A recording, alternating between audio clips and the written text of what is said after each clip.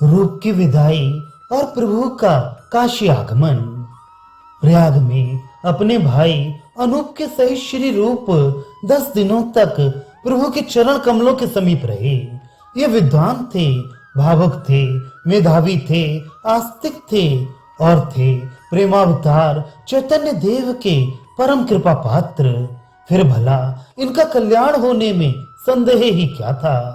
ये तो पहले से ही कल्याण स्वरूप थे। एक बार जिनके ऊपर गुरु चरणों की कृपा हो चुकी हो, वह फिर इस नश्वर जगत के क्षणिक और अनित्य भोगों में सुख अनुभव कर ही कैसे सकता है। हंस हो जाने पर फिर वह कौवे के भोजन का स्पर्श क्यों करेगा। गुरु कृपा से क्या नहीं हो सकता। यदि सदगुरु की एक बार भी कृपा हो जाए तो फिर चाहे वह पुरुष कितना भी बड़ा पापी क्यों ना हो, उसका संसार बंधन बात की बात में छिन्न भिन्न हो जाएगा और वह बंधन मुक्त होकर गुरु की परम कृपा का अधिकारी बन जाएगा। सदगुरु ही ईश्वर हैं। ब्रह्म के साकार स्वरूप का ही नाम गुरु है। हाड़ मास का पुतला गुरु हो ही नहीं सकता। सर्वशक्तिमान का पद अल्पज्ञ जीव को प्राप्त हो ही कैसे सकता है। श्री रूप की दृष्टि में चैतन्य देव हाड़ मास के शरीरधारी जीव नहीं थे। वे तो उनके लिए प्रेम के साकार स्वरूप थे, सविशेष ब्रह्म थे। उन्होंने महाप्रभु को अवतारी सिद्ध करने की चेष्टा कहीं नहीं की है। अपने गुरु को श्री कृष्ण का विग्रह समझकर ही उन्होंने श्री कृष्ण की लीलाओं का कथन किया है। उनकी दृष्टि में श्री कृष्ण में और श्री चैतन्य में भेद होता, तब तो वे इस बात को सिद्ध करने की चेष्टा करते कि श्री चैतन्य अवतार या अवतारी हैं। लोग कुछ भी समझें, उनके लिए तो श्री चैतन्य ही श्री कृष्ण हैं। वास्तव में ये बात सत्य ही है। जहाँ भेद बुद्धि है वहीं इस बात का आग्रह किया जाता है कि ये ऐसे नहीं ऐसे हैं।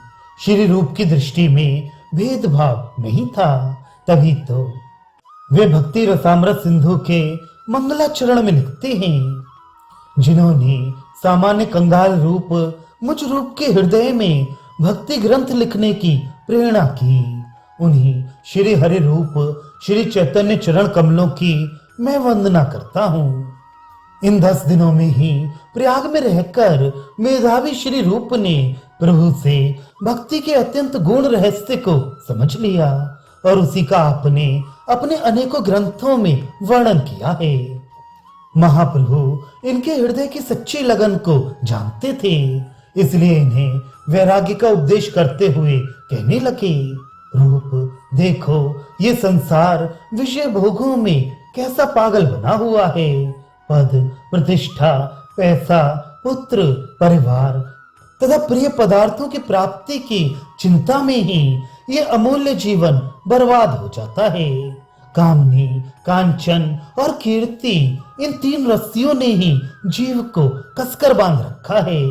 इनके कारण ये तनिक भी इधर उधर हिल डुल नहीं सकता। भगवान की प्राप्ति का मार्ग इन तीनों से दूसरी ही ओर है। इन तीनों का मन से जब पुरुष त्याग कर देता है तब तो वह उस मार्ग की ओर जाने का अधिकारी होता है। जिन्हें इन तीनों में सुख का अनुभव होता है, उन्हें भक्ति कहाँ, प्रभु प्रेम कैसा। वे तो प्रभु के बारे में बातें करने के क्या, एक शब्द कहने के भी अधिकारी नहीं हैं। जो स्वयं बंधा पड़ा है उसका बिना देखे मार्ग का वर्णन करना केवल विनोद ही है। बिना चाखे कोई अमृत का स्वाद बता सकता है क्या। चाखने पर भी लोग ठीक कहने में समर्थ नहीं होते, तब सुनकर कोई कह ही क्या सकता है। रूप, तुम सोचो तो सही, जिस स्त्री के पीछे संसार पागल हो रहा है वह वास्तव में है क्या। इन्हीं पंचभूतों की एक पुतली है। किसी सुंदर से सुंदर स्त्री को एकांत में ऐसी हालत में देखो जब उसे संग्रहणी का रोग हो गया हो और उसके पास सेवा करने के लिए कोई भी मनुष्य ना हो। तुम देखोगे उसके संपूर्ण शरीर से दुर्गंध उठ रही होगी। वस्त्रों को छूने की तबीयत ना चाहेगी उसकी नासिका में से गाढ़ा गाढ़ा मल निकल रहा होगा। निरंतर शौच जाने से उसका गुलाब के समान मुख पिचककर पीला पड़ गया होगा। आंखें भीतर धस गई होंगी, स्तन ढीले और बुरे हो गए होंगे। आंखों के दोनों ओर मल भर रहा होगा। पेट सिकुड़कर पीठ में लग गया होगा। मूत्र पुरुष से उसकी जांघें सन गई होंगी, जिनकी ओर देखने से ही फुरफुरी आ जाती होगी। नख पीले पड़ गए होंगे, मुख में से बदबू उठ रही होगी और वाणी में गहरी वेदना और करुणा आ गई होगी। आज से 4 दिन पहले उसका पति उसे सर्वस्व समझकर उसके आलिंगन में महान से महान सुख का अनुभव करता होगा। यही ऐसी दशा में उसका आलिंगन करना तो दूर रहा, पास भी नहीं बैठ सकता। जो रूप इतना विकृत हो सकता है, जिसका सौंदर्य पेट में भरे हुए दुर्गंध युक्त मल के ही निकल जाने से ही क्षण भर में नष्ट हो सकता है, उसमें सुख की खोज करना और उसी को जीवन का परम सुख समझकर उसकी प्राप्ति के लिए पागल होना कैसी भारी मूर्खता है। अरे, इस पंचभूत के बने हुए और 9 छिद्रों वाले मलमूत्र से भरे हुए शरीर में सुख कहाँ, शांति कहाँ, सौंदर्य और आनंद कहाँ? वह तो उस ब्रह्मानंद के आनंद की छाया मात्र थी, जो विकृत होने से कुरूपता को प्राप्त हो गई। छाया को छोड़कर असली आनंद को खोजो, तुम्हें शांति मिलेगी। रूप यही हाल कांचन का है। पृथ्वी का नाम है वसुंधरा। वसु कहते हैं रत्नों को। इस पृथ्वी में असंख्यों रत्न भरे पड़े हैं। इस पृथ्वी में 7 द्वीप हैं, 7 समुद्र हैं। समुद्रों में असंख्यों रत्न पड़े हैं, परंतु सप्तद्वीप वाली पृथ्वी का आधिपत्य पाकर भी मनुष्य को शांति नहीं मिलती। वह तीनों लोकों का स्वामित्व चाहता है। त्रिलोकेश होने पर 14 भुवनों के आधिपत्य की इच्छा रखता है। संपूर्ण ब्रह्मांड का स्वामित्व लाभ करने पर भी शांति नहीं। तब 10-20 गांव या 1500 गांवों का आधिपत्य या स्वामित्व लाभ करके जो अपने को सुखी बनाना चाहता है, वह कितना भारी मूर्ख है। तुम ध्यान पूर्वक देखो, सोने में और मिट्टी में क्या भेद है। जैसे पृथ्वी में से सफेद मिट्टी, पीली मिट्टी, हरी मिट्टी और काली मिट्टी स्थान भेद से निकलती है, वैसे ही सोना चांदी भी पीली और सफेद मिट्टी ही है। तुमने उसमें श्रेष्ठ पने का भाव स्थापित कर रखा है, तो वह श्रेष्ठ है। स्वयं ही तुमने उसे श्रेष्ठ बनाया है और फिर स्वयं ही उसकी प्राप्ति के लिए पागल बनकर प्रयास कर रहे हो। छाया का तुमसे अलग भिन्न अस्तित्व नहीं। छाया तुम्हारे शरीर की है। अब तुम भ्रमवश उस छाया को पकड़ने दौड़ो तो कितना भी प्रयास क्यों ना करो, छाया तुम्हारे हाथ कभी भी ना आएगी। भला पीछे दौड़ने से कहीं छाया पकड़ी जा सकती है? छाया का अस्तित्व तो तुमने पृथक मान लिया है। जब तुम छाया को अपनी ही समझकर छोड़कर भागो, तो फिर वह तुम्हारा पीछा करेगी। तुम्हें छोड़कर वह जा ही कहां सकती है? मेरी बात को समझे। रूप ने धीरे से कहा, हाँ प्रभु, कुछ कुछ समझा। यही कि वास्तव में सोने में ना तो श्रेष्ठत्व है और ना मिट्टी में कनिष्ठत्व। श्रेष्ठत्व और कनिष्ठत्व हमारे ही हृदय में है, जिसे जब चाहे छोटा मान लें और जब मानना चाहें तब बड़ा मान लें। प्रभु ने कहा, हाँ ठीक है। अच्छा, इसे यूं समझो, जैसे अब तक तुम रुपए को ही श्रेष्ठ मानते थे। उसी की प्राप्ति के लिए तुम हुसैन शाह के दरबार में रहते थे। हुसैन शाह जाति का यवन था, तुम ब्राह्मण थे। वह स्वामी द्रोही कृतघ्न था, तुम धर्म पूर्वक जीवन निर्वाह करने वाले थे। वह मूर्ख था, तुम पंडित थे। वह प्रमादी था, तुम जागरूक थे। वह अधर्मी था, तुम धर्मात्मा थे। सभी बातों में वह तुमसे हीन था, तुम उससे श्रेष्ठ थे, किंतु तुम उसके बराबर संपत्तिशाली नहीं थे। तब तक तुम धन संपत्ति को ही सर्वश्रेष्ठ सुख का साधन समझते थे। इसीलिए अपनी कुलीनता, विद्वता, धार्मिकता, जागरूकता आदि सभी को तुच्छ समझकर उस मूर्ख के सामने सदा थर-थर कांपते हुए डरे से खड़े रहते थे। अब जब तुम्हें पता चल गया कि धन संपत्ति में सच्चा सुख नहीं है, तब जो धन संपत्ति तुमने पसीने की जगह खून बहाकर पैदा की थी, उसे भक्ति मार्ग में प्रवेश करते ही मिट्टी की तरह लुटाकर चले आई। क्यों, ठीक है ना? धीरे से रूप जी ने कहा, हाँ प्रभु, वे रुपए मुझे बाहर से मालूम पड़ते थे। एक दिन में ही जैसे तैसे मैंने उन्हें लुटा पुटा कर किसी तरह अपना पिंड छुड़ाया। रूह ने उसी स्वर में श्री रूप जी के हाथ को अपने हाथ में लेकर कहा, अच्छा तो अब तुम ही सोचो, रुपए में बड़प्पन है। हुसैन शाह से तुम डरते नहीं थे, इस बात से डरते थे कि कहीं हमारी रुपयों की प्राप्ति में विघ्न ना हो जाए। अब जब तुम्हें धन संपत्ति की तुच्छता का बोध हो गया, तो एक हुसैन शाह क्या, लाख हुसैन शाह आ जाएं तो भी तुम उनसे नहीं डरोगी, क्योंकि जिस कारण से डर होता था वह कारण तो नष्ट हो गया। जिस प्रकार विष की बेल को उखाड़ देने पर फिर उस पर लगने वाले दुखदायी फलों से लोगों के मरण का भय नहीं होता, उसी प्रकार हृदय में से धन संपत्ति की श्रेष्ठता निकाल देने पर फिर किसी के सामने दीन होना या गिड़गिड़ाना नहीं पड़ता। जब तक हम लोगों को गुणों के कारण बड़ा न मानकर धन होने के कारण बड़ा आदमी मानते हैं और इसी कारण धनिकों का आदर करते हैं, तब तक समझो कि धन को ही सुख साधन समझने की आसुरी वृत्ति हमारे हृदय में विद्यमान है, जिसकी दृष्टि में धन का कोई विशेष महत्व नहीं, जो धन को भी पृथ्वी का एक विकार समझता है, वह किसी के सामने क्यों गिड़गिड़ाने लगा? उसकी दृष्टि में धनी गरीब सभी समान हैं। धन की तृष्णा ही गरीब अमीर का भेदभाव पैदा कर देती है। जब हृदय में किसी से कुछ लेने की इच्छा ही नहीं, तब जैसा ही धनी वैसा ही गरीब। यही दशा कीर्ति की है। कीर्ति भी धन की तरह अनित्य और तुच्छ ही है। वास्तव में तो इसे धन का ही एक अंग समझना चाहिए। धन और कीर्ति प्रयत्न करने से थोड़े ही मिलते हैं, ये तो पूर्व जन्मों के कर्मों के अनुसार प्राप्त होते हैं। जड़ भरत की तरह असंख्य ज्ञानी पागलों की तरह जीवन बिताकर मुक्त हो गए होंगे, उनका नाम कोई नहीं जानता। जड़ भरत के भाग्य में ही अवधूत पने का आदर्श उपस्थित करने वाली कीर्ति बधी थी। बहुत से धनिक एकदम मूर्ख होते हैं, अच्छे अच्छे विद्वान धन के लिए प्रयत्न करते रहते हैं, उन्हें उतना धन प्राप्ति नहीं होता। तभी तो कहा है, सर्वत्र भाग्य ही फलीभूत होता है। विद्या और पुरुषार्थ से ही सब कुछ नहीं हो जाता। जब धन तथा कीर्ति हमें भाग्य के ही अनुसार प्राप्त होगी, तब कीर्ति के लिए प्रयत्न करना मूर्खता है।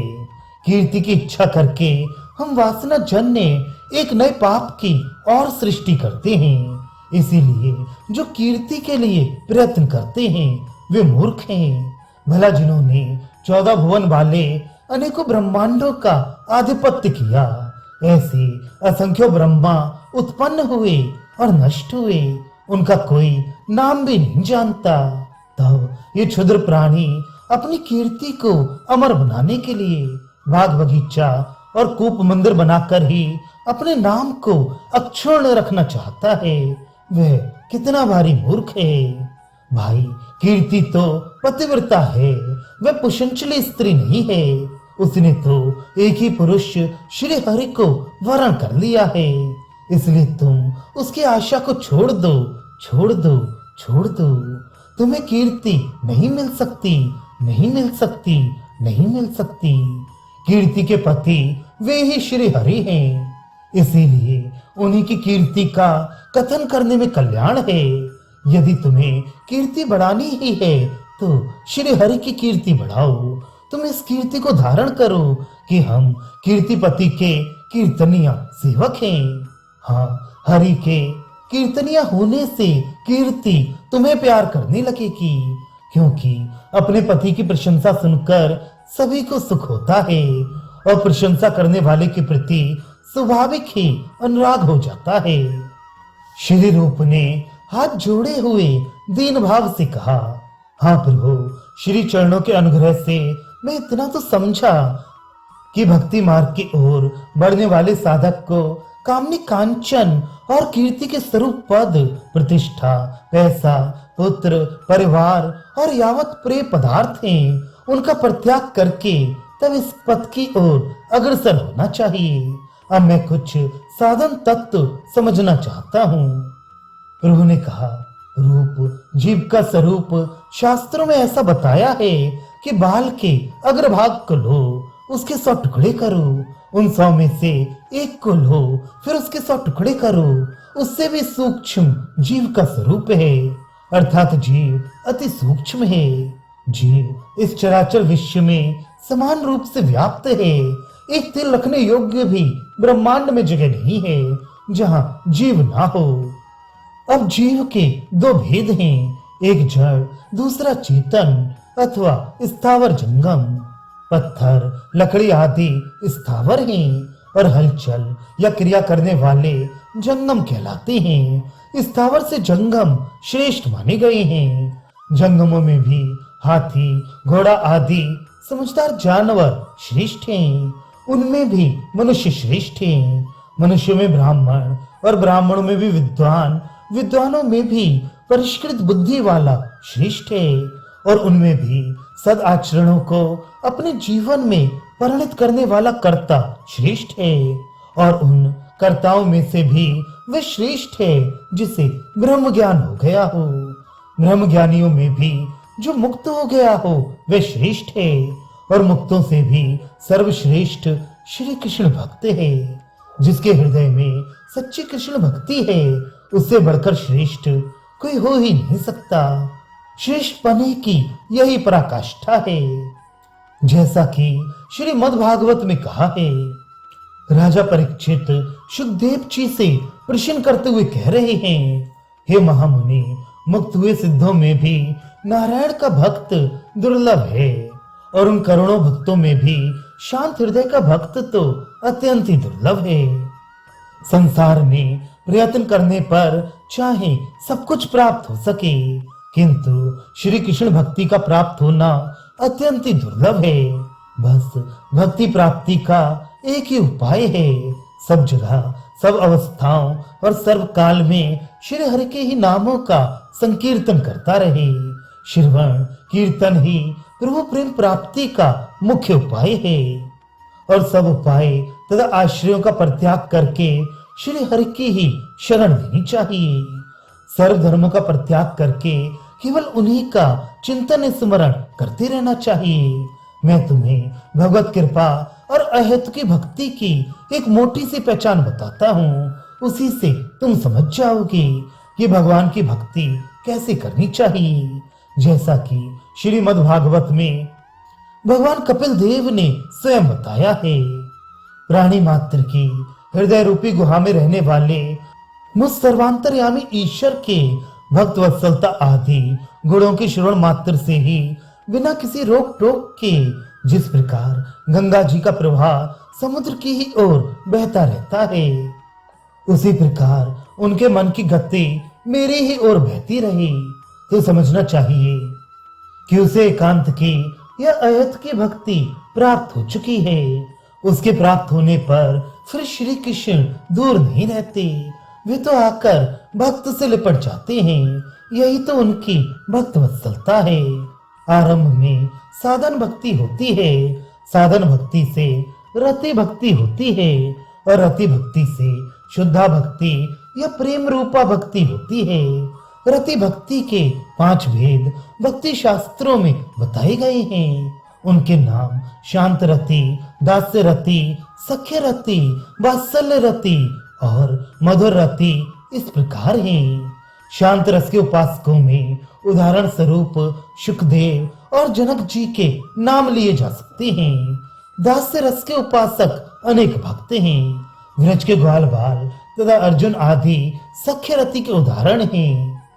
नंद, यशोदा, देवकी और वसुदेव आदि को वात्सल्य रति के उपासक समझिए। मधुर रस की उपासना में व्रज की गोपियां ही सर्वश्रेष्ठ समझी जाती हैं। वैसे रुक्मिणी आदि हजारों रानियां तथा लक्ष्मी आदि इसकी उदाहरण स्वरूपा हैं। शांत रस में अपने को छोटा मानने की भावना है। दास्य में अपने को छोटा समझकर विविध प्रकार से अपने सेव्य की सेवा चाकरी करने की इच्छा होती है। सख्य रति का उपासक अपने को छोटा भी मानता है, सेवा भी करता है, किंतु उपास्य के सम्मुख निसंकोच भाव से बर्ताव करता है।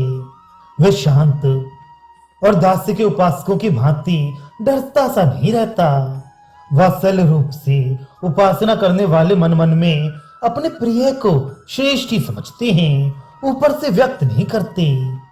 सेवा भी वे करते हैं और निसंकोच भी रहते हैं, किंतु उनमें इन तीनों उपासकों की अपेक्षा अपने सेव्य के प्रति एक स्वाभाविक ममता भी होती है। यही इस रस में विशेषता है। कांता भाव में ये पांचों ही बातें हैं।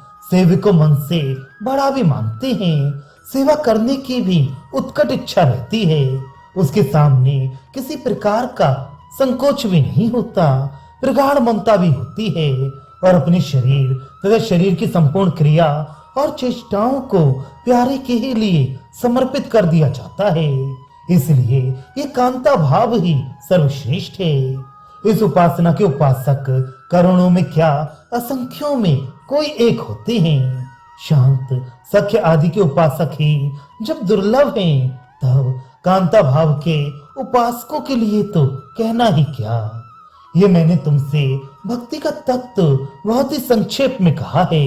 तुम बुद्धिमान हो, कवि हृदय के हो, सरस हो, भगवत कृपा के अधिकारी हो, अतः इन भावों को विस्तार के साथ वर्णन करके भक्तों के सम्मुख रखना।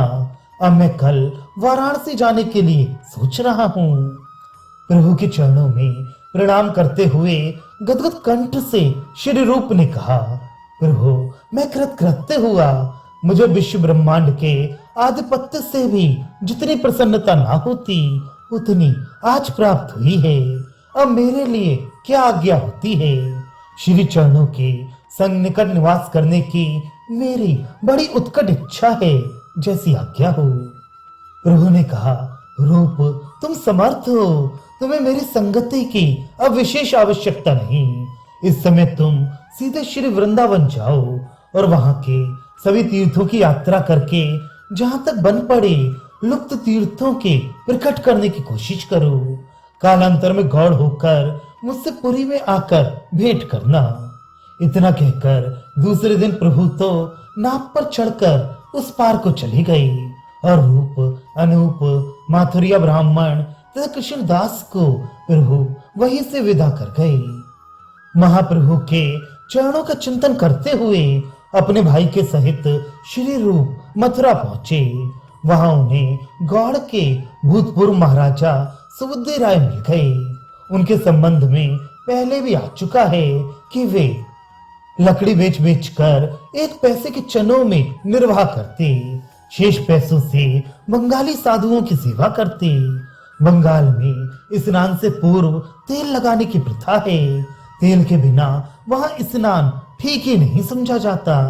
सुबुद्धि राय उन पैसों से तेल खरीद कर साधुओं को देते तथा उन्हें दही चूड़ा भी खिलाते। सहसा विश्रांत घाट पर उनके श्री रूप और अनूप इन दोनों भाइयों से भेंट हो गई।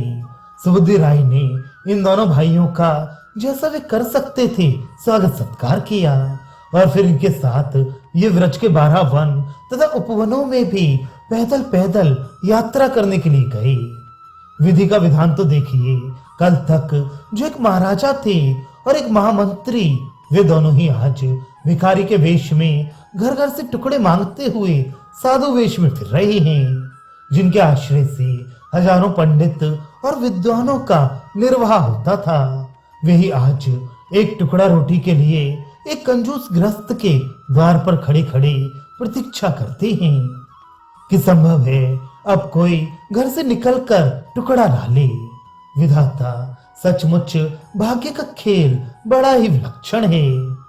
इसी विधि की विडंबना को दुर्लक्ष्य करके किसी कवि ने कैसा सुंदर मार्मिक वचन कहा है।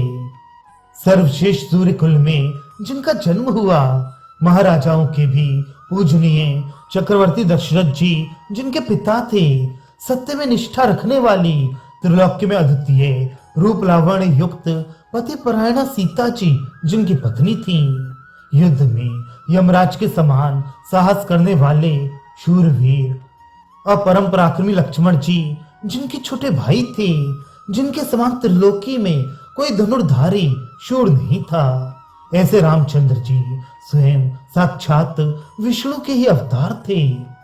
उन श्री रामचंद्र जी की भी जिस विधि ने वंचना की, जिन्हें भी 14 वर्ष विपत्तियों को झेलते हुए कुछ कंटकाकीर्ण वनों में फिरना पड़ा, तो फिर अन्य लोगों की तो बात ही क्या है।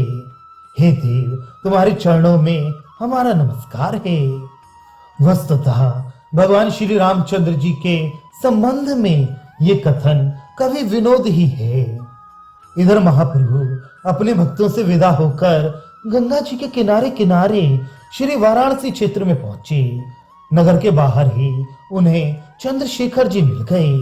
प्रभु को देखते ही उन्होंने भूमि पर लौटकर प्रभु को प्रणाम किया। महाप्रभु ने उनका आलिंगन करते हुए प्रेम पूर्वक पूछा, चंद्रशेखर, तुम यहाँ कहाँ? तुम्हें कैसे पता चला कि मैं आज आऊंगा? चंद्रशेखर जी ने कहा, प्रभु, कल रात्रि में मैंने स्वप्न देखा था कि आप आज काशी जी में आ गए हैं, इसलिए खोजने में आया था।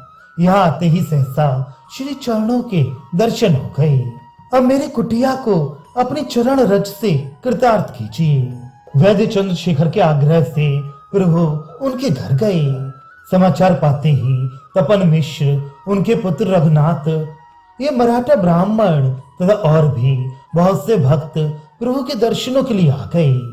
तपन मिश्र ने दोनों हाथों की अंजलि बांधकर प्रभु से प्रार्थना की कि प्रभु जब तक काशी में निवास करें तब तक मेरे ही घर भिक्षा करें। प्रभु ने मिश्र जी की विनती स्वीकार कर ली और आप चंद्रशेखर वैद्य के घर पर ही रहने लगे। रहते यहाँ थे और भिक्षा करने तपन मिश्र के यहाँ चले जाते थे। इस प्रकार महाप्रभु लगभग 2 मास तक काशी जी में ठहरे। यहीं श्री रूप के भाई सनातन जी प्रभु से आकर मिले।